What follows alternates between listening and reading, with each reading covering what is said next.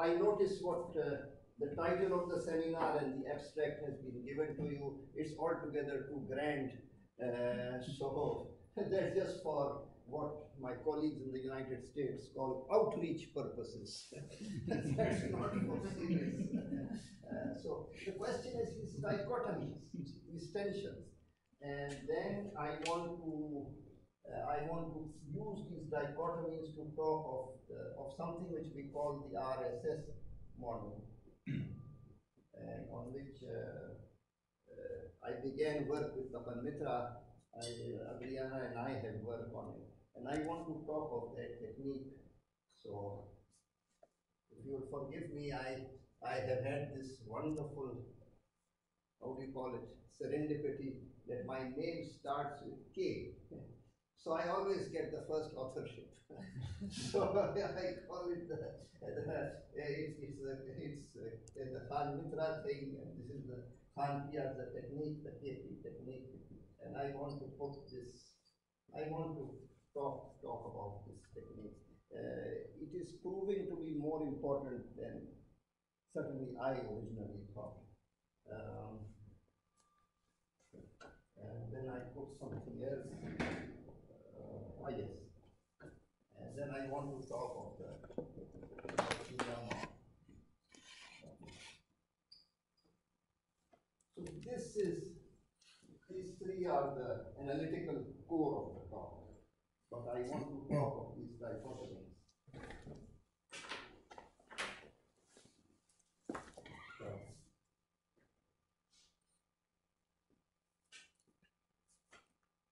And so you see the tensions have to do with how do you model time. Now, of course, everything is stochastic, general equilibrium, and you get Brownian motion, so you begin with that. But I want to talk of a discrete versus continuous.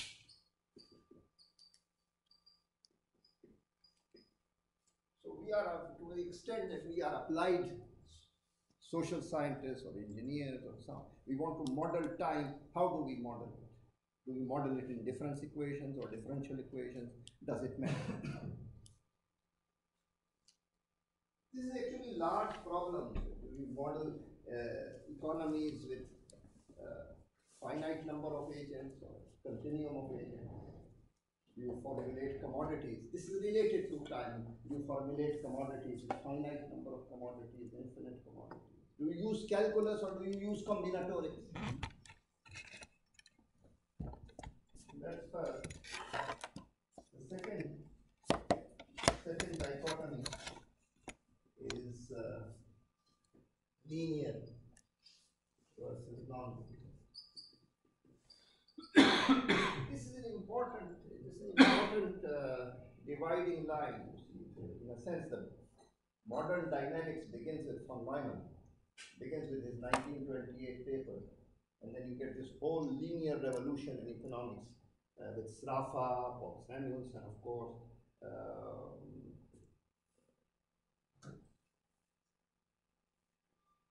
It's these linear models, and then you get linear programming, and this is where the subjects were formed. Harold Domar. And then you get the neoclassical, non-linear, differentiable, smooth case. So on the one hand, kinks. On the other hand, differentiability. Does it make a difference? When you look out of the window and say, I'm going to model this particular phenomena I'm interested in, do you model it as linear or non-linear? How does it make a difference? And see. Now I'm going to throw, these are ideas I'm throwing out, a discounted versus undiscounted. So this is of course related to time. You have stream. How do you sum it? How do you give discount? Depends what your objectives are.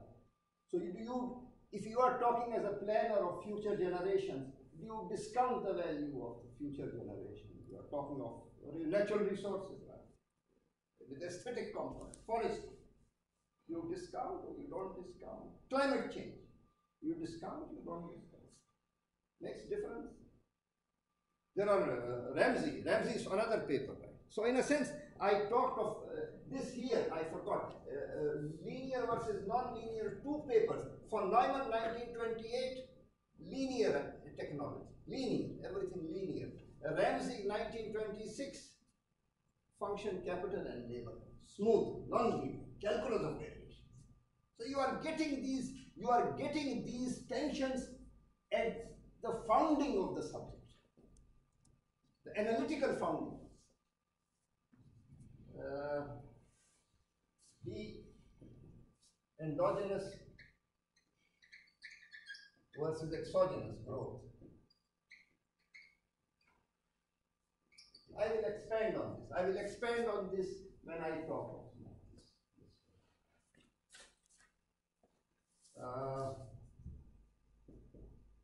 Optimal versus descriptive. What is this optimal versus descriptive? Well, how a particular economy behaves over time, given the economy as we understand it, or how the economy should behave in time, given that we are planners, or given that we are self-interested maximizing agents. So what is this notion of optimality? Again, it goes back to the founding of the subject. Von Neumann did not consider the optimal case. He considered a maximal balanced growth path. Harold Domar and Solow and Samuelson did not consider in the beginning the optimal case. Ramsey considered the optimal case. And Ramsey said, if you are interested as a planner in maximizing the welfare of society as a whole, and you use discounted, that is a weakness of your imagination, because you are using discounting because you can't integrate. The integral doesn't make any sense. So that's a problem. Philosophically, why are there for some problems you are discounting? So I want to go back to this one, and then I put, this is close. You see, I am throwing in all in the barrel. These tensions I am throwing in the barrel. Some have to do with economics, some have to do with mathematics, and from what I don't know you all, and I don't know the background, I know of course Petro and Viera, but to the extent that I am speaking to the mixed audience, it's just as well, because some of them are coming from economics, like endogenous versus exogenous growth, optimal versus descriptive growth. Economists take this very seriously. This goes back to the mathematics also. And the last, functions and correspondence.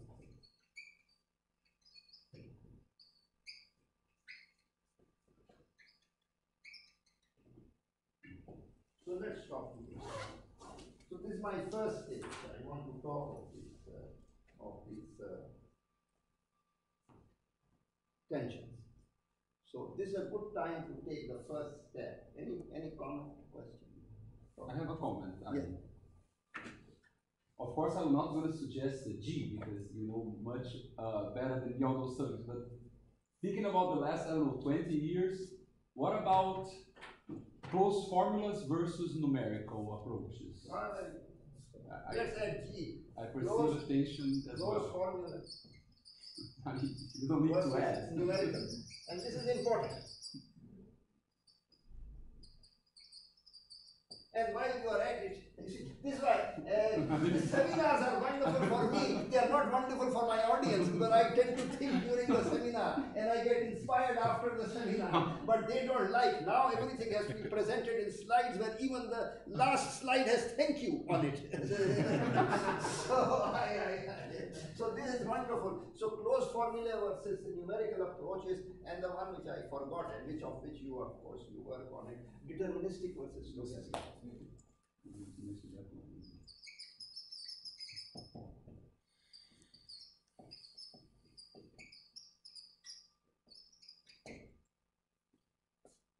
Any other? So I'm going to put so good. I'm going to put this. So you see, this is with the student. I tried to get her interested in dynamics. So this was an attempt at that, and I haven't really succeeded. She has been at Richmond and doing very well in trade and development and so on. So that's one, and I had even forgotten that we had done this. So there is a very fancy table of contents. So how should I do it? This was written up earlier. And fortunately for you, you can't read it. It is very fancy. But I try to go 85-year-old dynamic. The reason I am showing this is this title, The Dynamics of Economic Dynamics, Recent Development. What is economic dynamics has been on my mind for quite some time. So I go through some of this, and this has to be revised. Okay. So now let me go back to this. So RSS is John Robinson at Cambridge, and Solo in the other Cambridge, and Srinivasan was a graduate student whose dissertation was on this topic, and then Srinivasan became editor of Econometrica, then became chair at Yale and so on. He's back in India. So we call it the Robinson Solo Srinivasan model. And there was a big fight in capital theory between these two. I mean, that was a serious fight.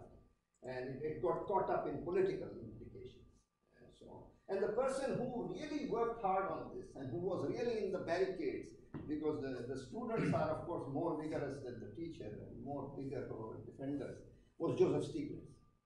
And Joseph Stiglitz wrote this wonderful paper on which I wanted to do my dissertation on it, and I could not communicate with him because I said, I don't understand, Joe, how are you getting these results? I said, this is your problem. You will never be an economist because you get hung up on techniques. You see, intuition, let your intuition flower. I said, yes, intuition is fine. I just don't know how it's working.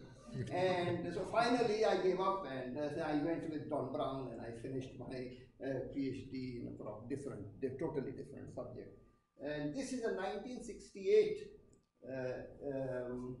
economic journal paper, and it is called The Choice of Technique and Full Employment in a Socialist Economy. It's a 4-page, 5-page paper, continuous time, calculus of variations, use of Pontryagin, and he solved the problem. I will just tell you the problem. And Joan Robinson killed him. And she used to constantly say at that time, I don't use mathematics, I prefer to think. And she was a very wonderful, tough lady. So there are now many books written. So Solo starts one of his papers by saying, reading her introduction is like the sting you get when your face has been slapped. So it was a tough fight. So let me tell you the model.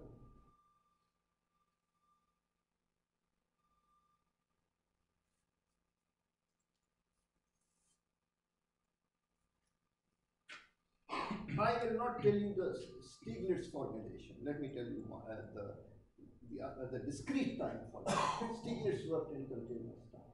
Let's talk of discrete time, because discrete time you can talk of today and tomorrow. Continuous time you can't talk of today and tomorrow. So every period labor comes in, lasts one period. You can take this labor, perfectly divisible, and you can make n types of machines with it. To make machine of type I, you need AI units of labor. So this is one technology. Machines and labor are used to produce output. The more expensive machines will produce more output. More expensive in terms of labor. Two sectors. Consumption, every period. That's why choice of technique. Which machine to construct? Which machine to use? What is the optimal path? The machines depreciate at a constant rate. So you have this labor machine coefficients. You have the rate of depreciation. and you have the output. And in some sense, so you have linear technologies here, Leontief technologies here. So kinks are coming in. The consumption good has to be discounted or not discounted. So you see, some of my tensions are going to come into this RSS setting. So let's forget about the choice of technique problem. Let's make it even simpler. Let us talk of only one type of machine. So I have this labor, this period. Shall I make this machine? How much of it should I make? Put all labor into this machine production? Or should I use part of the labor for machine production? And if I have machines, I may not, but if I have machines, can I use machines to produce my consumption good? Now I have only one type of machine, so I can normalize my production to the identical amount of machine and labor produces identical amount of the commodity. 1 unit of labor, 1 machine, 1 unit of the consumption. Depreciation. So now it's a toy model. All models are toy models, but that's another story. But this is a toy model in this specific way that only 2 parameters. The labor machine coefficient A, which is positive, and the rate of depreciation, which will lie between 0 and 1.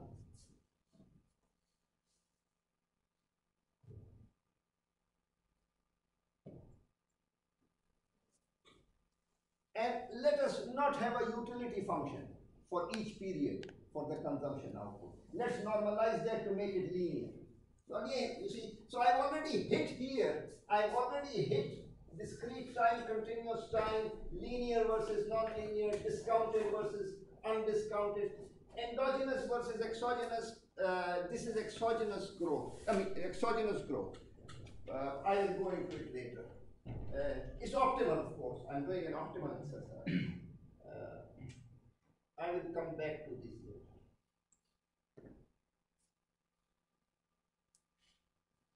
This model is also of interest because it goes to the Marxist labor theory of value. Because all value is labor generated. Labor is making the machine. Machines don't make machines. So in some sense, labor theory of value, and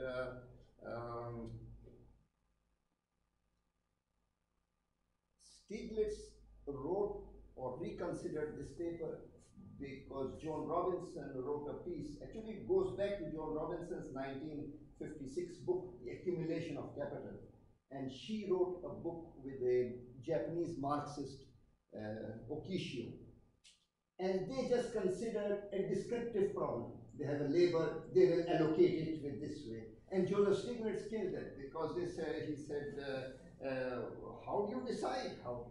There has to be some notion of optimality, which you are doing. Because you don't have maximizing firms and so on. So why are you doing descriptive growth exercise? Descriptive growth exercise was an important one at that time because the solar model was descriptive. So this is optimal. Okay, so any questions on this so far? I'm trying to place it. I have enough time. I'm trying to place it in perspective. So don't feel shy if you have questions. I can go on. But it's simple setting. It's actually so simple that Tapan Mitra, with whom I started talking, said, you are crazy. This is simpler than the 2-sector model. If you go back to the Ozawa 2-sector model, you have labor and capital producing machines and the consumption good. And then you go period by period. So it's already solved the 2-sector model. This is just even simpler because here only the machines are not producing machines. But Ozawa did it in continuous time. This is discrete time. Ozawa had a smooth functions. If you look at Solo's comments, He had smooth neoclassical form. This is Leontief. Which is economically more realistic? This is a very mischievous question. This is a question when you want to throw stones. Anybody whose model who you don't like is not realistic. Anybody whose model you like is realistic. As soon as people say realistic, I make sure my wallet is still here. Because typically it is stolen. So, it's a problem. Leontief, the guy was doing input, output, and so on. Simple Leontief structure. You should be able to solve this model. So, Stieglitz's paper solves the full model. Well, what do you mean by full model? With many types of machines. And there's the Stieglitz policy. And the Stieglitz policy, Adriana works in forestry where there's a Faustman policy, but this is it's in development economics, this is Stieglitz policy. Stieglitz policy is he will identify the best machine out of the array, the spectrum of machines. And it will not be the machine that produces the most output. It will be the machine which maximizes, from a neoclassical perspective, balanced growth rate in some sense. I'm not making it precise. It will also be the machine type that minimizes the effective use of labor. So this way, Joseph Stiglitz could tell John Robinson, you guys are Marxists, surely you know the labor theory of value. Look, the labor theory of value is in operation. If you knew how to do your analysis right, if you stopped thinking and used mathematics, that was the.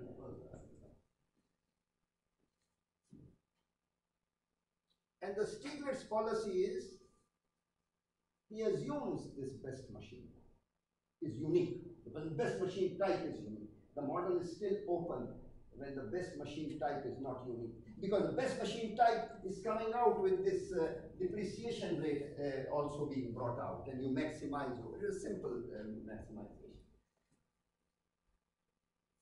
He assumed that, and then the policy is if you have machines as good or equal to it, higher types, you use them, but you don't produce them. You never put labor into those machines. And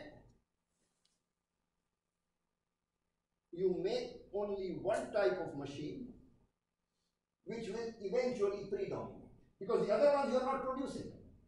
So your economy will go on directly to producing and using only one type of machine.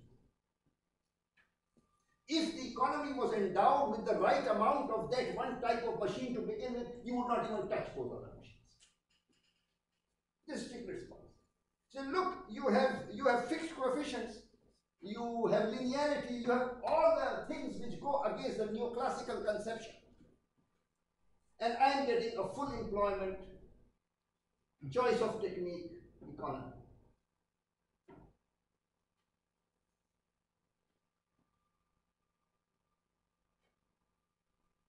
There is no re-switching, there is no coming back, everything is very clear, and it's very beautifully done.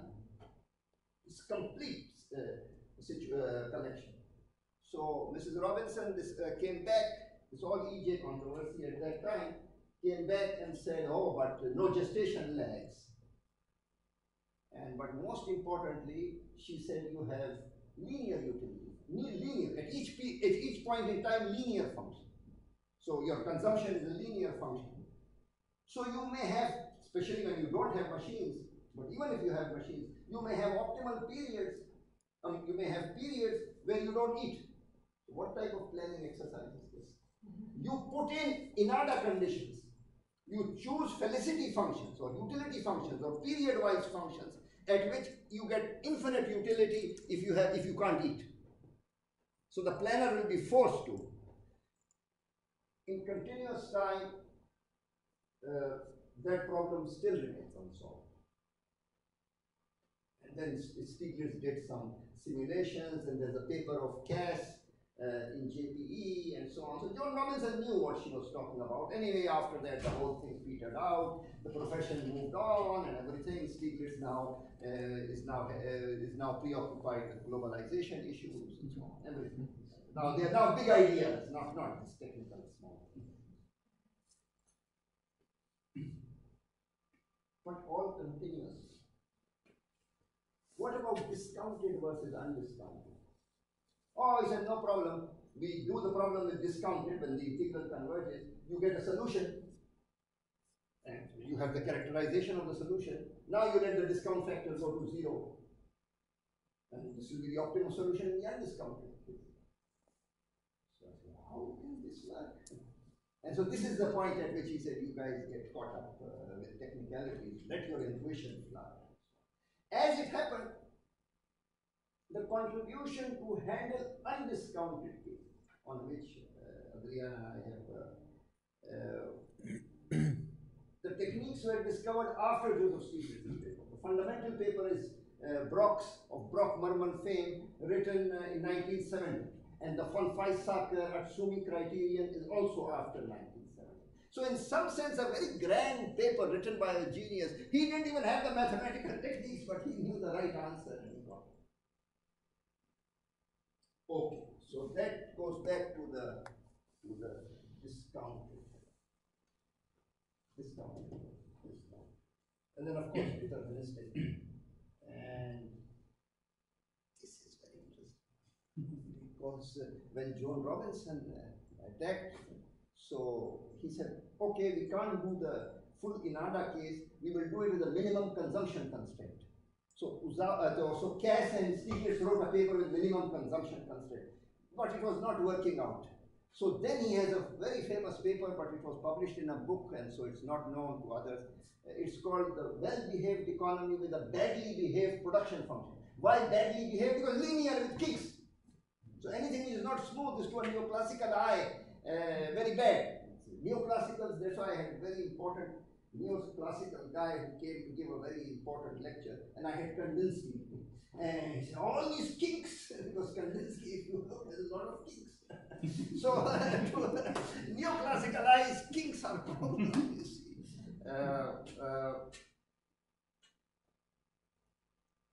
So now, the question is, what happens to the problem in discrete time? And now I want to say something more about discounted versus undiscounted. Okay, I'm running out, so it's 20 minutes. Any comments? So I gave you the dichotomies. I'm still in the process of illustrating the dichotomies. I have put this RSS model on the table. I have put it in the full form and I have put it in the two-sector form. Let us take the two-sector form. So Stiglitz's policy is you make only one machine in the long run and use it and produce it.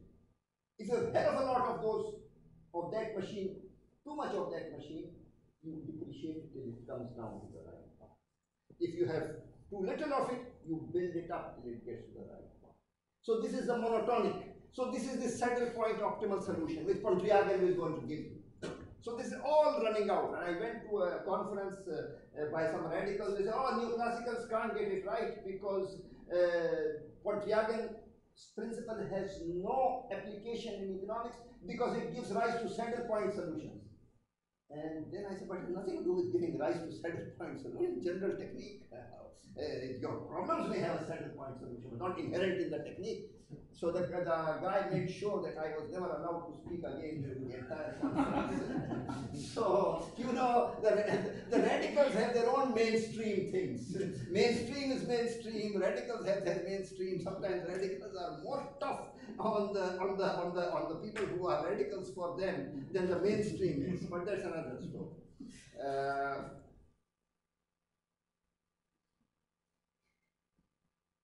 So let us forget about the philosophical reasons for non-discounting. And I want to put before you a technical thing.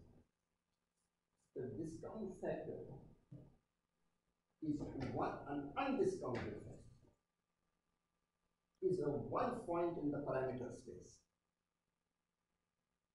So it behooves you to check it out. If you, well, suppose you are interested only in the discounted case. Like Lucas and Stokey, you believe that anything undiscounted is a misguided research program because it does not take methodological individualism into account. And he does not. He says if you are in a planned society, you are already in a blemished society. That's the point of view. Let us take this point of view, and let us have. You are interested only in this, in the discounted case, but as a mathematical scientist, undiscounted is one parameter in the space. You may either ignore it because it's a singularity, and you have to prove it's a singularity. If it's not a singularity, then it will spill over. The dynamics in the undiscounted case will spill over to the discounted case. So at least for small discounted or nearby, or when impatience is not too high, there will be common dynamics.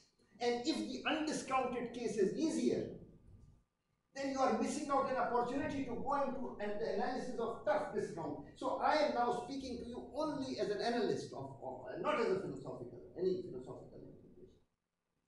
But you say, but how can the undiscounted be easier? Because the undiscounted, the integral doesn't converge. Oh, but now with the overtaking criteria, there are very beautiful theorems. By 1971-72, there are already very beautiful theorems. And so you could do the undiscounted. This is a point which was most forcefully articulated by Lionel Mackenzie. Now, in the Rio, there's a Lionel Mackenzie lecture, and the person who introduced, Nancy Stokey gave the lecture, and the person who introduced her said Lionel Mackenzie also did dynamics. He did dynamics most of all. This is one of his big points, which I think has not been fully appreciated. So we start with what Stiglitz did, routine, just like routine. One type of machine and discrete time, linear utility functions, everything, the simple. Mitra told me, what is there to do in this model? It's done. But in 1976, there's a biologist called May who wrote in Nature this paper, Complicated Dynamics through Simple Models. And his point was essentially this, that there is no difference between the deterministic and stochastic, because if you are really interested in the stochastic, you can get by simple tent maps, you can get trajectories which are undistinguishable from trajectories you get in stochastic. So better have some respect for simple maps which go from the 0-1 interval to 0-1. And the persons who took up that challenge was John Milner and Thurston, who have this very famous monograph on dynamics with one-dimensional continuous maps. Well, if you do this case, it becomes a continuous map. There is a map, and it all depends on the marginal rate of transformation of machines today into machines tomorrow. If that ratio is well behaved, in particular so well behaved that it is equal to 1, you get 2 period cycles. If it is such that it is greater than 1, you get this curious solution that even if the economy has more machines than is optimal, it will not run them down. It will produce even more so that in the next period it can converge directly. So, if I can be extravagant, you build in Saudi Arabia airports which are not going to be needed in the foreseeable future at all. Because hopefully you are hoping that after some time go directly to the object. Anyway, the point is that Stiglitz policy fails in a very dramatic. And not only is it not optimal, it is, in the language of this area, bad. You are going to get increasing losses if you keep on following a full employment. The Stiglitz's conclusions just fall flat for one machine case. What about the N machine case? And then what about discounting? So that's one whole area. And for this, since I already did the thing, let me show you. You all are getting tired. I have 10 more minutes and then we'll be done. But let me show you. It's a very natural, simple thing on a cobweb diagram.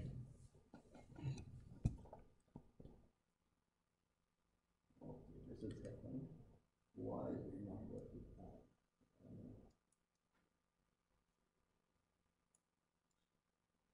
So you see, the nice thing about this one machine case, I can put it in a diagram where I only focus on machines today and machines tomorrow. And there is a geometric technique which I am not going to bother you, and it's the slope of this line which gives you the sufficient parameter.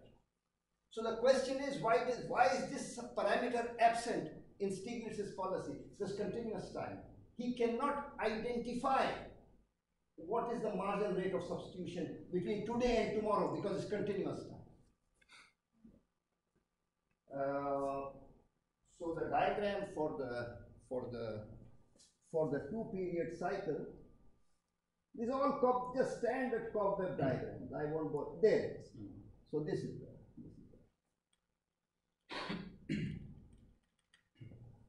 So you have this is machines today, this is machines tomorrow, this is the depreciation line, this is when you are only having a party and you don't invest anything. Whatever you have, you eat.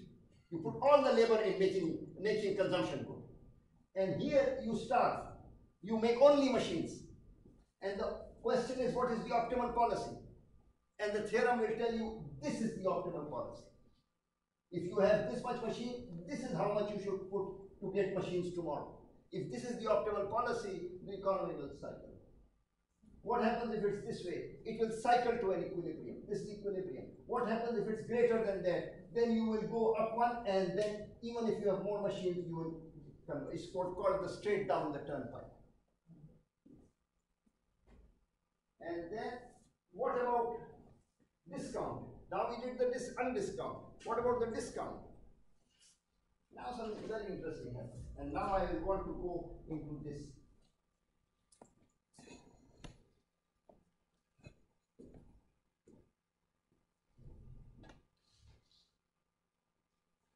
If you think about it, here to an audience which is primary, if you have the mathematical scientists among you, you are maximizing a continuous function over some set under standard natural condition assumptions.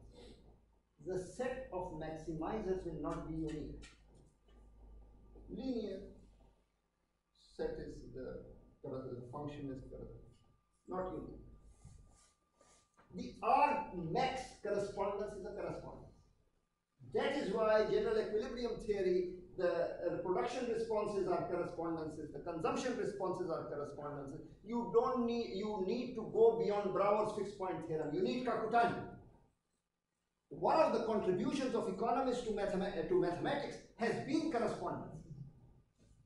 The important paper, as Pedro knows, on integration is Aumann's paper on the integration of correspondence. Of course, not Aumann alone, Blackwell, all these guys did it. But the correspondence has become very important. How come in economic dynamics, and if you look at the Lucas Stokey book on recursive economic dynamics, there's always a policy function. What happened with the correspondence?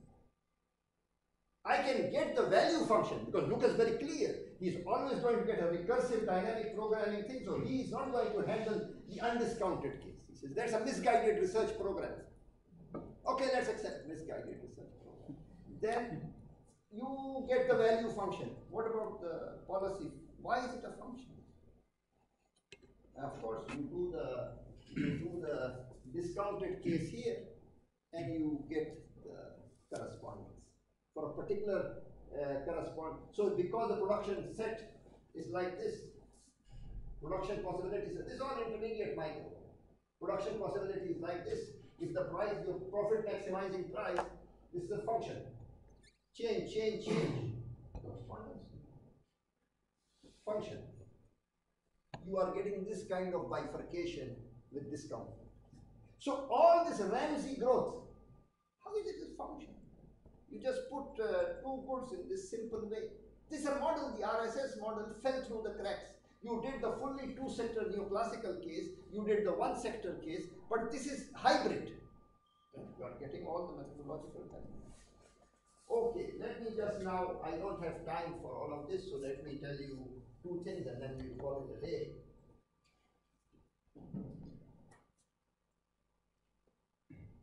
You see, I said the optimal policy is this. That's a check map. So you are mapping from the unit interval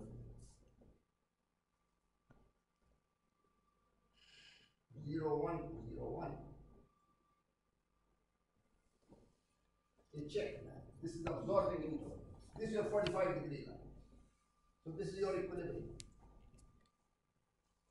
I am getting an absorbing interval out of this, magnifying it and giving it to you. Something very interesting happens. Here the slope is greater than 1, and here the slope is less than 1. This is your depreciation line. This is a very interesting map from the view of economic dynamics. And we have a paper in 2011 where we say not only Stiglitz policy is overturned and so on, but you give me the dynamics you want. You want 7-period cycles. I will choose the parameters in a certain way that it will give you the 7-period cycles. You want chaotic dynamics? Oh, chaotic optimal dynamics? Yes, chaotic optimal dynamics. I will give you the parameters so it will give you chaotic. Optimal chaotic. So we call this the anything goes construction. And it's simple construction. Economic, the mathematicians who work in the symbolic dynamics, they know it. It is making time run backwards. So when this map is this way, then you can go back and you see this, and you just go back, and then you mark this out, and then you will get, you choose this here. So I will not bother you. There's a construction. I am trying just to justify, it is not because there is a technique here. It's of consequence. Now I make only one small point, and there's another picture. And that is a nice paper, very fine paper. It's one of the early pioneering papers in Econometrica, 1999 and 2001, by a Japanese economist at Northwestern, Matsuyama. And he does both. He does both the he does both the optimal case and the descriptive case. The optimal case he did in 2001. I'm not going to talk of this case. Let's talk here. Here he assumes the standard solo assumption. You produce only one good, part of it is eaten and part of it is invested. But the part that is invested in certain varieties. And then the model then gives you what is the increase in varieties. So there will be an endogenous growth. In fact, he puts both endogenous and exogenous growth on the same table.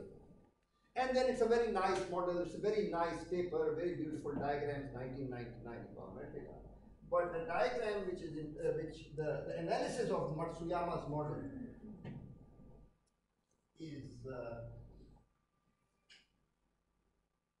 so it's 0. There are two parameters, G and beta.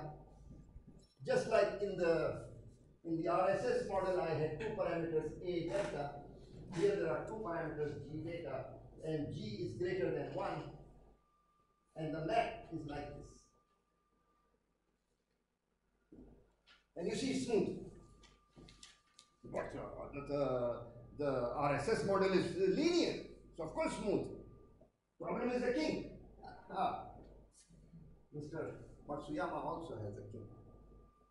So the question then, which I am preoccupied and we are thinking about, can you do the KP construction for this? And the answer is, how would you do the KP construction? Oh, you would do it the same way. In some sense, you will take the kink and then you will measure, you will go like this. Oh, but it's non-linear. There you just do the lines. And now I make it pass through the curves. But it's a problem. In the RSS model, one depends on D, the other depends on Xi. Here, both arms depend on G. So it becomes simultaneous. So this is very interesting. So to be honest, to my title, the dynamics of economic dynamics, recent developments in the field of growth and development. And I don't know about recent. Yeah, I suppose it's around here. This is the 85-year dynamic I'm trying. And this exogenous, endogenous growth. So you say, oh, we are, how shall I put it? We are doing research. We don't have time to listen to history of economic thought and these old battles and so on. You are getting old, you look at them and leave us alone and so on. My only defense for wasting your time is that if you look at the SAET program, versions of the Matsuyama model are pervasive. Nancy Stokey spoke on, Nancy Stokey gave a talk, Bob Lucas gave a talk, and human capital is everywhere. And so in some sense the endogenous growth is everywhere. So then you say, but if you're a really imaginative economist, you will try to work out a nice model and leave the technicalities to technicians. And on the other hand, if you're a mathematician, you say, well, show us what your imaginative high-powered ideas are. Let us try to take them seriously. And it's this tension between mathematics and economics, social sciences and the humanities. It's always there. But thank you for your attention and for your patience.